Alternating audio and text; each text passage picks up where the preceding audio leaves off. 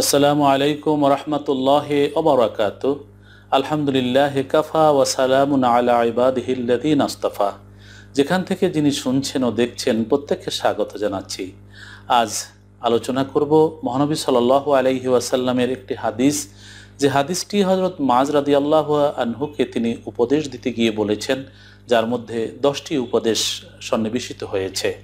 হাদিসটি এমন: আন মুআয রাদিয়াল্লাহু আনহু আন্নাহু ক্বাল أوصاني رسول الله صلى الله عليه وسلم بعشر كلمات قال لا تشرك بالله شيئا وإن قتلت وحرقت ولا تعوقن والديك وإن أمرك أن تخرج من أهلك ومالك ولا تتركن صلاة مكتوبة متعمدا فإن من ترك صلاة مكتوبة متعمدا فقد بريت منه ذمة الله ولا تشربن خمرا فإنه رأس كل فاحشة وإياك والمعصية فإن بالمعصية حل سخط الله عز وجل وإياك والفرار من الزهف وإن هلك الناس وإذا أصاب الناس موتان وأنت فيهم فاثبت وأنفق على عيالك من طولك ولا ترفع عنهم عصاك أدبا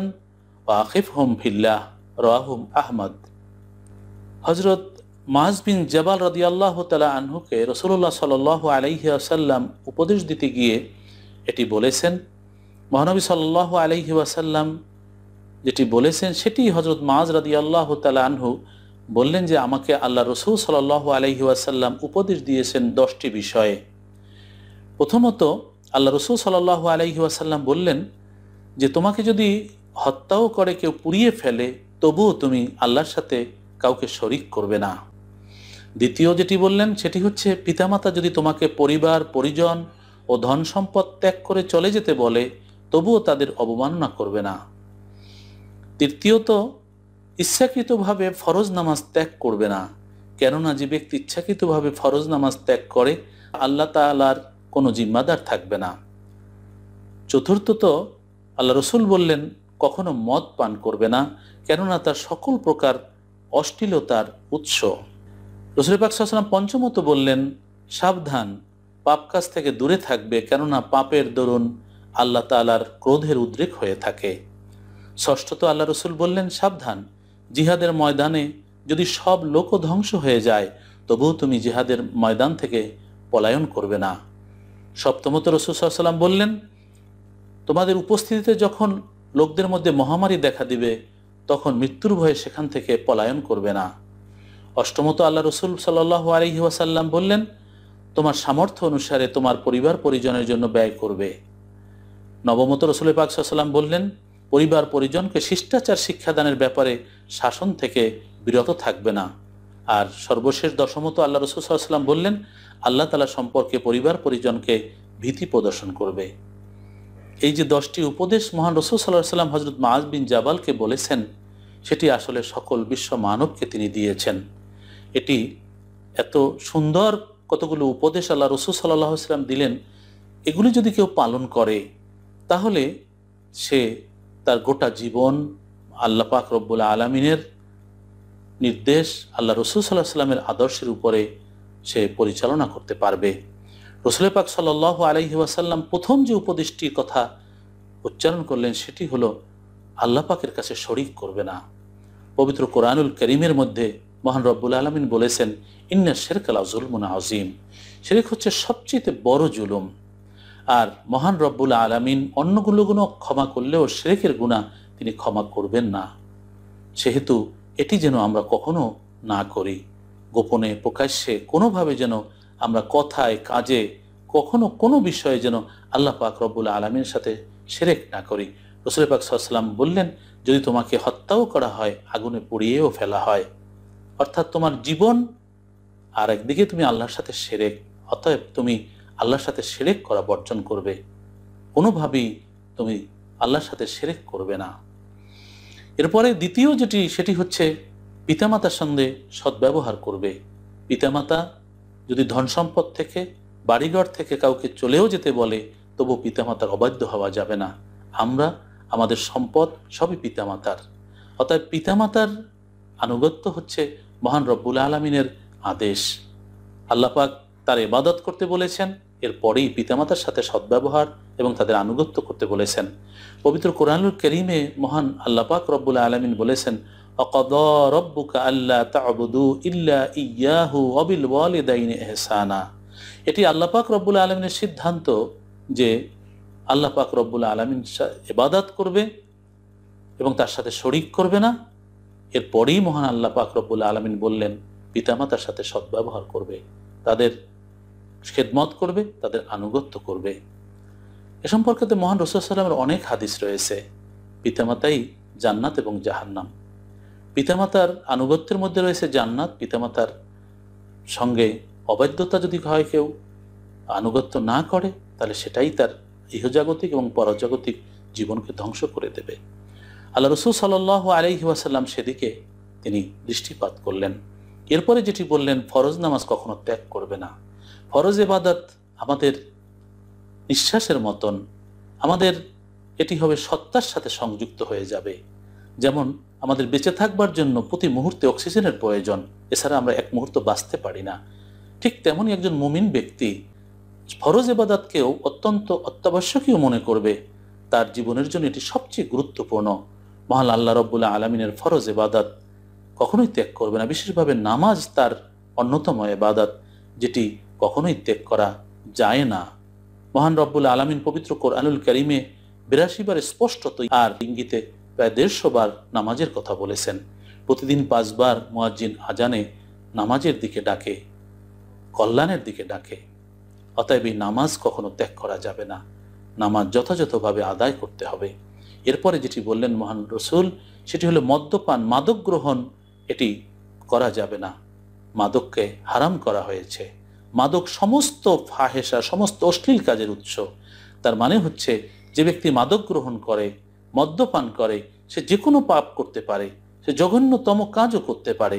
অতএব মাদক গ্রহণ করে নিজের জীবনকে এভাবে ধ্বংস করবে না। এটি হারাম, এটি নিষিদ্ধ। আল্লাহ রাসূল সাল্লাল্লাহু আলাইহি ওয়াসাল্লামের পরে যেটি বললেন, পাপ থেকে বেঁচে থাকবে। এটি মুত্তাকিদের পরিচয়, যে পাপ থেকে সর্বদা বেঁচে থাকবে, কখনোই পাপে লিপ্ত হবে না। কারণ পাপ করলে আল্লাহর গজবে নিপতিত হতে হয়, আল্লাহ ক্রোধ উদ্রেক হয়। অতএব আমাদেরকে উচিত হবে প্রত্যেকটি সময় ভাবনা করে কাজ করতে হবে, যাতে করে কোনো কাজে এমনভাবে কোনো কাজে আমরা লিপ্ত হব না যেটি আল্লাহ নিষেধ করেছেন। অতএব পাপ কাজ থেকে দূরে থাকতে হবে। এরপরে যেটি মহান রাসূল সাল্লাল্লাহু আলাইহি ওয়াসাল্লাম বললেন, সেটি হচ্ছে জিহাদের ময়দান থেকে পালাবে না। কারণ আমাদের জীবন, আমাদের সম্পদ সবকিছু আল্লাহর জন্য অপকৃত। এটি মহান আল্লাহর দান। আল্লাহর জন্য আমাদের জীবন লুটিয়ে দেব। সেজন্য কোনোভাবেই জিহাদের ময়দান থেকে পলায়ন না করতে আল্লাহ রাসূল সাল্লাল্লাহু আলাইহি ওয়াসাল্লাম আদেশ করেছেন। এরপরে যেটি বলছেন তিনি, যে যখন তোমাদের মধ্যে মহামারী দেখা দেবে, সেখান থেকে বের হবে না। এই যে করোনা কালে আমরা যেটি আজকে প্রায় ১৫০০ বছর পর মানুষ এখন এই ছোঁয়াচে রোগ করোনার কারণে বলছে, যেখানে যিনি আছেন সেখানে থাকবেন, তা না হলে ছড়িয়ে পড়বে। মহান রসুল আজকে থেকে ১৫০০ বছর আগে কিন্তু এই আদেশ করে গেছেন, যখন মহামারী হবে সেখান থেকে যেন কেউ না বের হয় এবং সেখানে যেন কেউ না যায়, তাহলে রোগটি ছড়াবে না। আল্লাহ রাসূল সাল্লাল্লাহু আলাইহি ওয়াসাল্লামের আদেশ মেনে আমাদের চলা উচিত। এরপরে আল্লাহ রাসূল সাল্লাল্লাহু আলাইহি ওয়াসাল্লাম বললেন যে তোমরা পরিবারের উপরে খরচ করবে তোমাদের সামর্থ্য অনুযায়ী, অর্থাৎ মধ্যপন্থায়। আর অপচয় করা যাবে না, আর নষ্ট করা যাবে না, এবং পরিবারের উপরে খরচ করতে হবে। এখানে কৃপণতা করা যাবে না, আবার অপচয়ও করা যাবে না। অর্থাৎ যার যে সামর্থ্য, সেই সামর্থ্য অনুযায়ী সে পরিবারের উপরে খরচ করবে। এটিও ইবাদতের অন্তর্ভুক্ত, এটিও সওয়াব, এটিও অত্যন্ত গুরুত্বপূর্ণ। কারণ পরিবার হচ্ছে আমাদের সবচেয়ে আপন। আমাদের শ্রমলব্ধ যে অর্থ, সেটি তাদের উপরে খরচ করা, এটি আল্লাহ রসুলেরই আদেশ। রাসূল পাক সাল্লাল্লাহু আলাইহি ওয়াসাল্লামের পরে বললেন যে পরিবারের আহার্যের তুমি যেমন ব্যবস্থা করবে, তেমন তাদেরকে তুমি শাসনও করবে, শিষ্টাচার শিক্ষা দিবে। আর আমরা এটি জানি যে পরিবার থেকে যে শিক্ষাটা মানুষ পায়, সেটি তার জীবনকে সৌন্দর্যমণ্ডিত করে। কারণ পরিবারের যে শিক্ষা, সেটি পাথরের মতন, দাগ যেমন পাথরে যখন বসে সেটি উঠে না, তেমনি পরিবারের শিক্ষা মানুষ কখনো বিস্মৃত হয় না। সে কারণে উত্তম শিক্ষা, আদর্শ শিক্ষা এবং সততার শিক্ষা পরিবার থেকেই যখন অর্জিত হয়, তখন সে ব্যক্তি সবসময়, অর্থাৎ তার জীবনটাই সুন্দরভাবে পরিচালিত হয়। অতএব পরিবারের লোকদের উপরে আদব এবং তাদের শিষ্টাচার শেখাবার জন্য আদেশ করা হয়েছে। তিনি পরিবারের প্রধান হবেন, তিনি তাদের আহার্যের ব্যবস্থা করবেন, যেমন শিশুদের আহার্যের ব্যবস্থা করে তাদের আস্তে আস্তে বড় করে তোলা, পাশাপাশি শিশুর ভিতরকার যে মানুষ রয়েছে, ভিতরকার যে মন রয়েছে, হৃদয় রয়েছে, সেটিরও একটি খাদ্য আছে। শরীরে যেমন খাদ্য প্রতিদিন আমরা গ্রহণ করি বাঁচবার জন্য, শরীরকে সুন্দর রাখবার জন্য, আমাদের ভিতরকার যে হৃদয় এবং মনটা রয়েছে সেটিও যথাযথভাবে সুন্দর করে রাখবার জন্য আমাদের শিষ্টাচার শেখা দরকার। অতএব সেটি অত্যন্ত গুরুত্বপূর্ণ। একটি পরিবার থেকে যদি শিক্ষা পায় তাহলে সে ব্যক্তি হয় সবচেয়ে চরিত্রবান, এবং সে ব্যক্তির মাধ্যমে, পরিবারের মাধ্যমে যে সমাজ গঠিত হয়, পুরো সমাজই তখন হয় সুন্দর এবং চরিত্রবানদের সমাজ। সেজন্য আল্লাহ রাসূল সাল্লাল্লাহু আলাইহি ওয়াসাল্লাম বলছেন তাদেরকে তোমরা শিক্ষা দেবে। আল্লাহ রাসূলের পরে আদেশ করলেন সেটি হলো যে তাদেরকে আল্লাহ পাক রব্বুল আলামিনের ব্যাপারে তোমরা ভীতি প্রদর্শন করবে, যে আল্লাহর বিরুদ্ধে তোমরা যাবে না, আল্লাহ যেটি চান না সেটি কখনো করবে না, অর্থাৎ আল্লাহ যেটি আদেশ করেছেন সেটি করবে, আল্লাহ যেটি নিষিদ্ধ করেছেন সেটি তোমরা বর্জন করবে। আল্লাহ পাক রব্বুল আলামিন পবিত্র কোরআনে বারবার বলেছেন, কুনতুম খায়রা উম্মাতিন উখরিজাত লিন-নাস তা'মুরুনা বিল মা'রুফি ওয়া তানহাউনা আনিল মুনকার। আল্লাহ পাক রব্বুল আলামিন বললেন যে তোমরা শ্রেষ্ঠ জাতি, মানুষের কল্যাণে তোমাদের আবির্ভাব, আর তোমাদের কাজ হচ্ছে যে তোমরা সৎ কাজের আদেশ দেবে, অসৎ কাজে নিষেধ করবে। অতএব মহান রব্বুল আলামিনের এই বিষয়টাই আমাদের গুরুত্বপূর্ণ, যে পরিবার পরিজনকে এভাবে শিক্ষা দিতে হবে যে আল্লাহ রব্বুল আলামিনের যে সকল কথা, যে সকল কাজ তিনি করতে বলেছেন সেগুলি অবশ্যই করতে হবে, আর যেগুলো নিষেধ করেছে সেগুলো বর্জন করতে হবে। জাগতিক রূপসজ্জা, জাগতিক লোভ এবং আমাদের প্রবৃত্তি আমাদের অনেক কিছু করতে বলবে, আমরা যেন কখনোই এটি না করি। এটি পরিবারের থেকে যদি এই শিক্ষা পাওয়া যায় তাহলে সে সারা জীবনে আর কখনো আল্লাহ রাব্বুল আলামিন নিষিদ্ধ কাজে কখনোই সে লিপ্ত হবে না। আজকে সমাজে আমরা কি দেখতে পাই? আজকে সমাজে দেখতে পাই উচ্ছিন্নে গেছে আমাদের যুব সমাজ, আমাদের শিশুরা অপরাধে জড়াচ্ছে, আমাদের সমাজে পাপ পঙ্কিলতায় ভর্তি হয়ে গেছে, মানুষ অশান্তিতে জীবনযাপন করছে। এই পরিস্থিতিতে যেটি দরকার সেটি হলো আমাদের উচিত পরিবারের দিকে যত্ন নেওয়া, এবং পারিবারিক শিক্ষার মাধ্যমে আমাদের সন্তানদেরকে যদি আমরা সচ্চরিত্রবান, আল্লাহওয়ালা, আল্লাহ পাক রব্বুল আলামিনের প্রতি অগাধ ভক্তি এবং তার প্রতি ঈমান, দৃঢ় ঈমান, সেই সাথে আল্লাহর নিষিদ্ধ কাজ বর্জন, আল্লাহর আদেশগুলো পালনের স্পৃহা, প্রেরণা তাদের মধ্যে দিয়ে দিতে পারি, তারাই একদিন সমাজের নেতা হবে, সমাজকে পরিচালনা করবে, তখন সমাজ আরো সুন্দর হিসেবে গঠিত হবে। মহান আল্লাহ রব্বুল আলামিন মহানবী সাল্লাল্লাহু আলাইহি ওয়াসাল্লামের এই উপদেশগুলো আমাদেরকে আমাদের জীবনে বাস্তবায়ন করার তৌফিক দান করুন। আমিন। আপনারা ভালো থাকুন, সুন্দর থাকুন, মঙ্গলজনক নিরাপদ প্রতিটি মুহূর্ত আল্লাহর কাছে দোয়া করি, আপনারাও আমাদের জন্য দোয়া করবেন।